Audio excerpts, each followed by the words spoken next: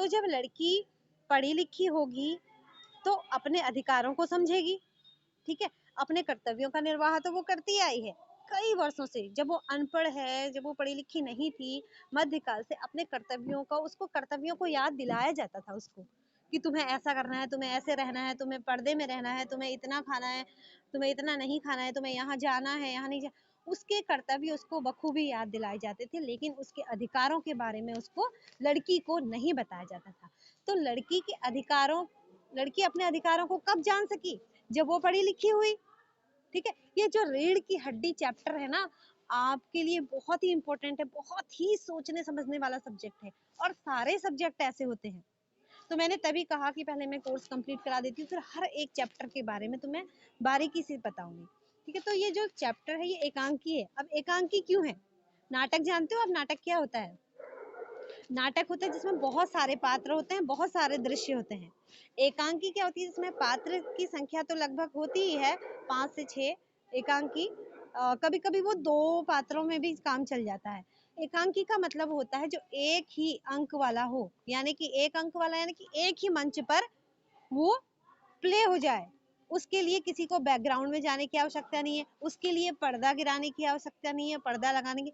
एक खुले मंच में वो पूरा जो नाटक है, वो पूरा जो ड्रामा है, जो पूरी कहानी है, जो पूरी स्क्रिप्ट है, वो प्ले हो जाए, उसको कहते हैं एक अंक वाला, यानी कि एकांकी, ठीक है।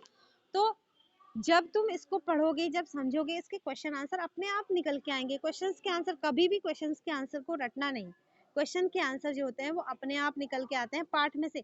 इसीलिए बेटा मैं बार बार तुमसे कहती हूँ कि चैप्टर्स को पूरा पढ़ो, चैप्टर्स को समझ समझ के पढ़ो। अगर जहाँ तुमने चैप्टर्स को समझ समझ के पढ़ लिया, चैप्टर्स को पूरा पढ़ लिया ना, तो वहां पर तुम्हारे क्वेश्चन आंसर बहुत ही इजी हो जाते हैं। ऐसा ही कविता में है, कविता का भावार्थ तुम पढ़ लो, तुम्हारे क्वेश्चन कहीं नहीं गए, क्वेश्चन आंसर बहुत ही इजी होते हैं, कोई प्रॉब्लम नहीं होती है। थोड़ा तुम लोग को ग्रामर में समझा दूंगी, तो ग्रामर भी तुम्हें बहुत ही आसान लगेगा। जब मैं तुम्हें ग्रामर बता दूंगी तो तुम्हें ग्रामर बहुत ही आसान लगेगा बेटा, ठीक है।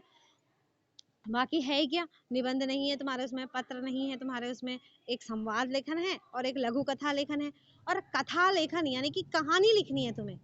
जब मैंने तुम्हें देखा था पेपर में, तुम लोगों ने अजीब सा लिख दिया था, वो कहानी नहीं थी, एक स्टोरी लिखनी है जिसमें कोई घटना घटे।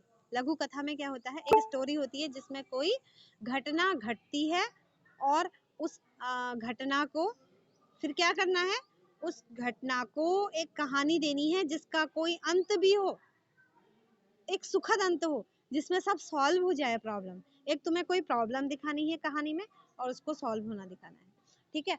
तो अब कहानी में पहुंच गई हूँ मैं। यही चीज है देखो, जहाँ सारी कहानियां, हमारे सारे चैप्टर ऐसे ही होते हैं, पहले उसमें प्रॉब्लम होती है, फिर वो सॉल्व होता है, ठीक है। पहले हमें इंटरेस्ट आता है, पहले हम पढ़ते हैं, ठीक है, फिर हमें एक कहानी, एक स्क्रिप्ट दिखाई देती है, फिर धीरे धीरे उस स्क्रिप्ट में हमें इंटरेस्ट आता है, फिर हमें देखते हैं कि अंत में क्या हुआ, अंत में क्या हुआ, इसका सोल्यूशन क्या निकला, ठीक है। तो ये एक कहानी होती है, एक स्टोरी होती है, एक स्क्रिप्ट होती है, ठीक है।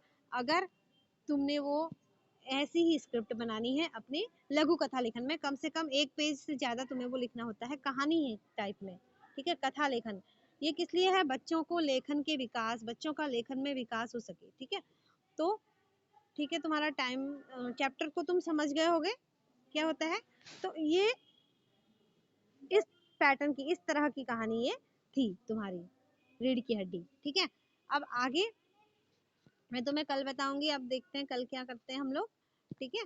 अभी इतना तुम समझ गए होगे, उम्मीद है तुम जो मैंने बातें बताई उस चैप्टर से रिलेटेड तुम समझे होगे उसको, है ना? समझे? दीपिका, कृष्णा, वैष्णवी, तकल्लुम, तकल्लुम तुमने आप लेफ्ट क्यों किया ग्रुप से?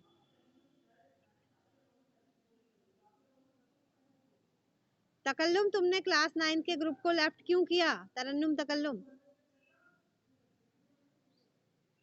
आवाज नहीं आ रही। जब तक तुम इसको माइक्रोफोन ऑन नहीं करोगे तब तक आवाज नहीं आएगी। माइक्रोफोन ऑन करो इसका। लेफ्ट क्यों किया ग्रुप से बेटा? टाइम टेबल में, टाइम टेबल्स में कुछ चेंजेस हुए हैं थोड़ा बहुत, थोड़ा बहुत टाइम पीरियड बढ़ा दिए गए हैं, और उसको तुम्हें मैंने ग्रुप में भेज दिया है। अब तुम ग्रुप से लेफ्ट हो गई थी तरन्नुम, इसलिए तुमको मैं ज्वाइन भी नहीं कर सकती हूँ अभी। देखो जरा, तुम 9th क्लास के ग्रुप से लेफ्ट हुई हो। अब जो भी ग्रुप में आज होमवर्क आएगा, किसी एक से कह दो, रुचिता से कह दो कि मुझे भेज दे, अभी आज तुम्हें ज्वाइन नहीं किया जाएगा उसमें। रुचिता, अगर तुम ग्रुप एडमिन हो तो कोशिश करो इसको ऐड करने की। मैं इसको ऐड नहीं कर पा रही हूँ। ठीक है, अब 10th क्लास का टाइम हो गया है, मैं 10th क्लास ले रही हूँ। तुम लोग क्लास 10th दोबारा जुड़ना, मैं लेफ्ट कर रही हूँ पहले। बिना लेफ्ट करे तुम जुड़ोगे तो यहाँ से टाइम ओवर हो जाएगा।